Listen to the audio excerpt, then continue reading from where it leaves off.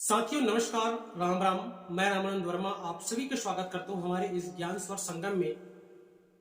साथियों, अगर इस चैनल के माध्यम से जो जानकारी आप लोगों को दी जाएगी वह जानकारी अगर आपको अच्छी लगे, जो संगीत आप लोगों को सुनाया जाएगा वो संगीत अगर आपको अच्छी लगे तो वीडियो को लाइक और शेयर जरूर करें। और साथ में अगर आप हमारे चैनल पे नए हैं तो चैनल को सब्सक्राइब करना बिल्कुल न भूलें, ताकि इसी तरह से नए नए ज्ञान की बातें और संगीत की जानकारी आप लोगों को मिलती रहे, जिससे आप लोग पहले से पहले बेहतर फायदा उठा सकें।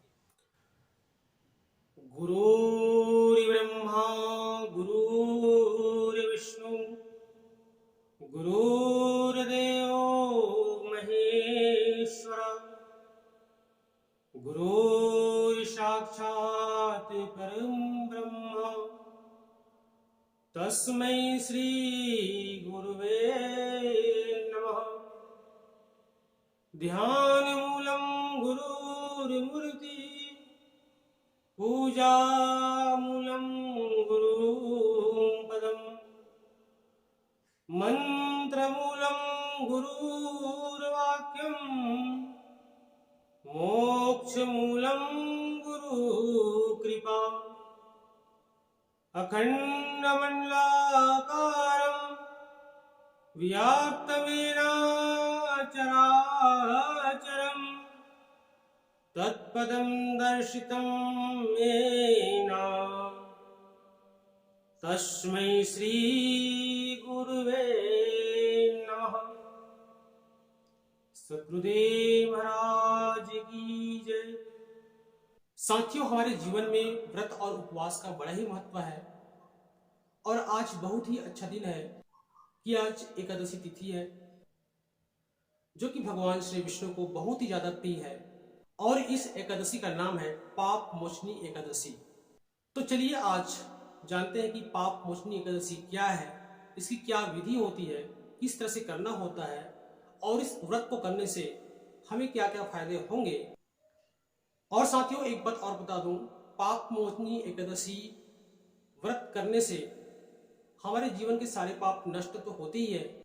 अगर आप इस व्रत कथा को सुनते हैं या फिर किसी को सुनाते हैं तब भी आपको सहस्त्र गौदान का फल मिलता है।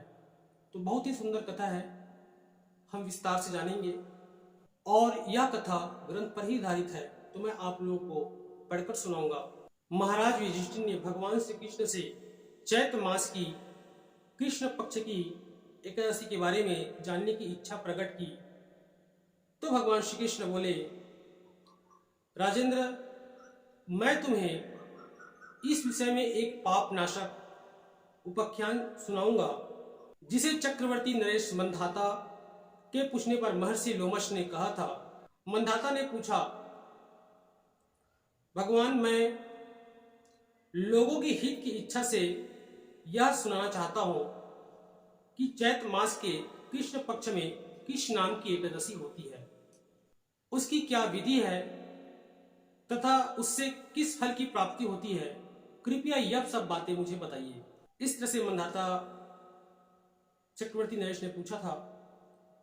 तब महाराज लोमश ने कहा, राजाओं में श्रेष्ठ पूर्व काल की बात है।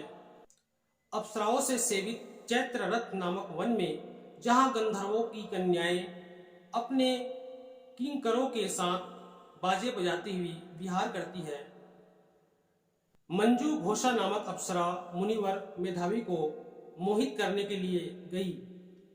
वे महर्षि चैत्ररथ वन में रहकर ब्रह्मचर्य का पालन करते थे।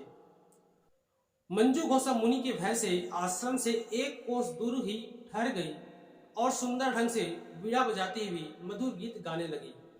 मुनि श्रेष्ठ मेधावी घूमते हुए उधर जा निकले और उस सुंदर अप्सरा को इस प्रकार गान करते देख बरबस ही एकाएक मोह के वशीभूत हो गए। मुनि की ऐसी अवस्था देख मंजू घोषा उनके समीप आई और वीणा नीचे रखकर उनका आलिंगन करने लगी। मेघावी भी उसके साथ रमण करने लगे। रात और दिन का भी उन्हें भान न रहा। इस प्रकार उन्हें बहुत दिन व्यतीत हो गए। मंजू घोषा देवलोक में जाने को तैयार हुई।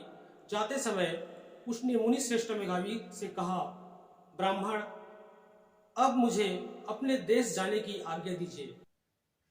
तब मेधावी बोले, देवी, जब तक सवेरे की संध्या न हो जाए तब तक मेरे पास ठहरो। अप्सरा ने कहा, विप्रवर, अब तक न जाने कितनी ही संध्याएं चली गई, मुझ पर कृपा करके बीते हुए समय का विचार तो कीजिए। और इस तरह से चर्चा कर रहे थे। फिर लोमा जी आगे कहते हैं, राजन, अप्सरा की बात सुनकर मेघावी चकित हो उठे। उस समय उन्होंने बीते हुए समय का हिसाब लगाया तो मालूम हुआ उसके साथ रहते हुए उन्हें 57 वर्ष हो गए। उसे अपनी तपस्या का विनाश करने वाली जानकर मुनि को उस पर बड़ा क्रोध आया और उन्होंने श्राप देते हुए कहा, पापनी, तू पिशाची हो जा। मुनि के श्राप से दग्ध होकर वह विनय से नतमस्तक होकर बोली, विप्रवर, मेरे श्राप का उद्धार कीजिए। 7 वाक्य बोलने या 7 पद साथ साथ चलने मात्र से ही सत्पुरुषों की साथ मैत्री हो जाती है। ब्राह्मण, मैंने तो आपके साथ अनेक वर्ष व्यतीत किए, अतः स्वामीन, मुझ पर कृपा कीजिए। तब मुनि बोले, भद्र, क्या करूं, तुमने मेरी बड़ी ही तपस्या नष्ट कर डाली है। फिर भी सुनो, चैत्र कृष्ण पक्ष में जो शुभ एकादशी आती है उसका नाम है पाप मोचनी। वह साप से उद्धार करने वाली तथा सब पापों का क्षय करने वाली है। सुंदरी, उसी का व्रत करने पर तुम्हारी पिशाचता दूर होगी। ऐसा कहकर मेधावी अपने पिता मुनिवर चैवन के आश्रम पर चले गए। उन्हें आया देख चैवन ने पूछा, बेटा, यह क्या किया? तुमने तो अपने पुण्य का नाश कर डाला। मेधावी बोले, पिताजी, मैंने अप्सरा के साथ रमण करने का पातक किया है। अब आप ही ऐसा कोई प्रायश्चित बताइए जिससे पातक का नाश हो जाए। तब चमर ऋषि ने कहा, बेटा, चैत्र कृष्ण पक्ष में जो पाप मोचनी एकादशी आती है उसका व्रत करने पर पाप राशि का विनाश हो जाएगा। पिता का यह कथन सुनकर मेधावी ने उस व्रत का अनुष्ठान किया। इससे उसका पाप नष्ट हो गया और वह पुनः तपस्या में परिपूर्ण हो गए। इस प्रकार मंजू घोषा ने भी इस व्रत का पालन किया। पाप मोचनी का व्रत करने के कारण वह पिशाच योनि से मुक्त हुई और दिव्य रूप धारणी श्रेष्ठ अप्सरा होकर स्वर्गलोक चली गई। आगे भगवान श्री कृष्ण कहते हैं, राजन, जो श्रेष्ठ मनुष्य पाप मोचनी एकादशी का व्रत करते हैं उनके सारे पाप नष्ट तो हो जाते हैं और इस व्रत कथा को पढ़ने और सुनने से सहस्त्र गौदान का फल मिलता है। ब्रह्म हत्या, स्वर्ण की चोरी, सुरापान, गुरु पत्नी गमन करने वाली महापात की भी इस व्रत को करने से पाप मुक्त हो जाते हैं। यह व्रत बहुत ही पुण्यमय है। तो इस तरह से भगवान श्री कृष्ण ने युधिष्ठिर महाराज को पाप मोचनी की संपूर्ण व्रत कथा सुनाई और हमने भी उसी कथा को आप लोगों के बीच रखा है। आशा करता हूं यह कथा आप लोगों के लिए बहुत ही फायदेमंद होगी। और साथियों, एक बात मैं आप लोग को और बता दूं, एकादशी व्रत खोलने की जो विधि क्या है। द्वादशी को सेवा पूजा के जगह पर बैठकर भुने हुए 7 चने के 14 टुकड़े करके अपने सिर के पीछे फेंकना चाहिए। मेरे सातों जन्मों की शारीरिक, वाचिक और मानसिक पाप नष्ट हुए, यह भावना करके 7 अंजलि जल पीना और चने के 7 दाने खाकर व्रत खोलना चाहिए। बोलिए श्री लक्ष्मी नारायण भगवान की जय।